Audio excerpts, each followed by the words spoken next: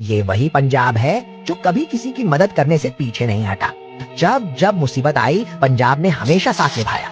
चाहे सरहद की जंग हो या भूख की लड़ाई, पंजाब हमेशा सबसे आगे खड़ा रहा। और आज वही पंजाब दर्द में है। किसानों की फसलें डूब रही हैं, घर उजड़ रहे हैं, पशु मर रहे हैं, लेकिन पंजाब की हिम्मत को सलाम है। वो खुद ही बांध बना रहा है, खुद को बचाने की कोशिश कर रहा है। फिर भी ये वही पंजाब है जिसने हमेशा दूसरों को सहारा दिया। आज हमारी दुआओं और हमारे साथ की उम्मीद कर रहा है। दुआ करो और पंजाब के साथ खड़े रहो।